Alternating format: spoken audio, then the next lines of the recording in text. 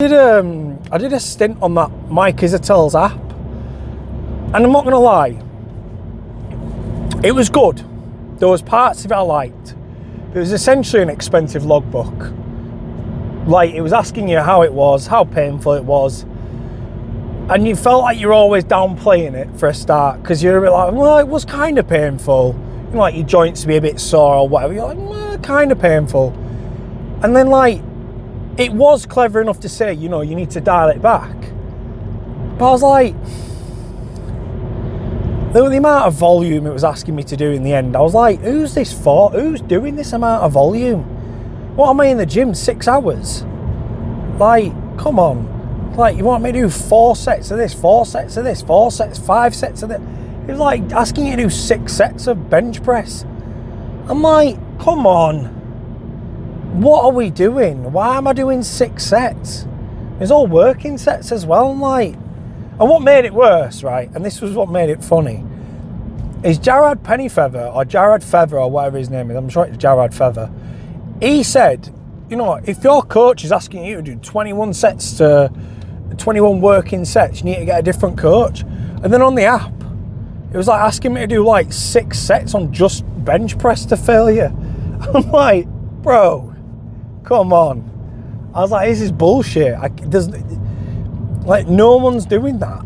No one's just going to sit on the bench and do 3 sets at 100 kilos or 6 sets at 100 kilos to failure. I mean, yeah, granted, like, for Joshua Baker, that's fuck all. But, like, you know, for your average gym goer, it's just not achievable, man. I'm like, who's this for? Like, you know, is it for, like, have they done this app for, like, pro bodybuilders? Because pro bodybuilders ain't going to use it. So the app's for average people. So if you're making an app for, like, your average guy, like, why would you ask them to do stupid amounts of sets? And that's the problem, I think, with the apps, is they don't have the capacity to know who's using it. So if you're going to download an app and you're doing all your training off an app and it ain't personalised, it's bollocks. Because how do you know who's using it? And this is, again, I mean, this isn't a go at coaches who use apps. You know, if you're coaching someone one-to-one, fair enough. But, like, how the fuck do you know that I'm 100 kilos at 12% body fat or 100 kilos at 25% body fat? Are you giving me the same lifts and the same exercises from a fucking app?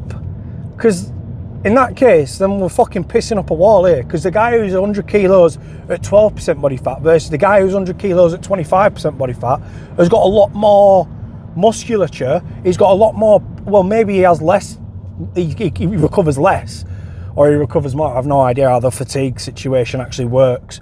But, like, there's 2 different people there doing 2 different things, and one of them's significantly bigger and stronger than the other. And yeah, maybe 6 sets for a guy who's 100 kilos, 10% body fat, he's fine. But for a guy who was like, I think I was a little bit over 100 kilos when I was doing it. I was like 107 kilos. It was asking me to do 6 sets of bench press, like 6 sets of pec deck fly. I'm like, what the fuck? Like, and those weren't the only things. It was like, then it was asking me to do like incline dumbbell press. I'm like, Jesus Christ, man. Like, it was just too much volume. And it really turned me off volume in the end. Because I'm like, I can understand 3 sets. I can kind of understand 4. But that's the limit. If any coach out there is telling people to do more than 4 sets on a fucking given exercise, and they're not specifically doing just volume with like 2 RER, then yeah, bollocks. Not a fucking chance. Because your fucking strength just falls out your ass after like a hard set. Like, and if you're training 4 sets, are you training hard enough? That's another thing I want to know. Like, do we really think we're training hard enough to be... I mean, yeah, once you're at a professional level, it might be different. You might be just stimulating the muscle. You're not trying to fucking really, you know, annihilate it. But I mean, even Jordan Peters, you look at him, he might do 6 sets on the prime press machine.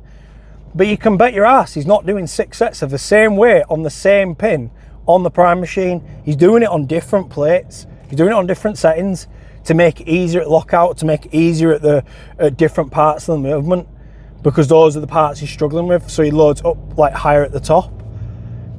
So like, yeah, I just think apps are a bit of a shit fucking thing really for bodybuilding. I don't rate them at all. I think you go in there, you learn your own body, and this isn't like advice for, I don't know, I guess it's advice for new people. Go in the gym, learn your own body. There's no point in going in and asking someone to train you because you don't know yourself, what you agree with, what you disagree with. And yeah, if you're going in there, you know you respond to high intensity training, and then you want to try volume, find a coach that trains volume, and then yeah, happy days. I mean, I'd imagine coaches can do both.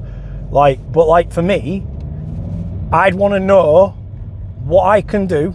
I'd want to know what I respond to, and I'd want to explore my own body, like in the most unsexual way possible. I'd want to explain. I'd want to know what I can and can't do before I reached out to somebody to ask them to know what I can and can't do. Because if I don't know what I respond to, how the fuck are they going to know? And it can take someone 6 months, a year to really kind of dial into what's going to work for you. And I mean, I might be talking shit because I've never used a coach. And there's a part of me that wants to, there's a part of me that doesn't want to. And the part of me that wants to is because they'll have a different approach that I've not used, and maybe their approach will work for me. But there's every chance that their approach won't work for me at all. And yeah, it might work for 90% of the people out there, but you look at the difference between Jay Cutler and Ronnie Coleman and how they used to lift. And then you look at how Dorian Yates used to lift and Lee Priest. And then you look at Mike Menzer, and they all had different philosophies. They all had different ways of doing it. You know, Arnold was probably more of a volume guy versus intensity. You know, and Chris Bumstead's a very technical lifter. Sam Sulek's not really, well, I wouldn't have said Sam Sulek was a technical lifter. I'd have said he's more of an intensity guy. I mean, you look at a lot of his stuff, he does a lot of his stuff to failure. Like, even Jay Cutler said it was more like a Dorian Yates style of lifting. And, yeah, how do you know what you respond to? So these coaches that are promising things, if you haven't explored yourself, how do you know what's going to work? You're going to spend 6 months with somebody who's potentially not going to get you anywhere. And, you know, I'm a big believer in recording sets as well, because at the end of the day, you don't know how you're lifting, you don't know what you're doing. Record your own sets, man.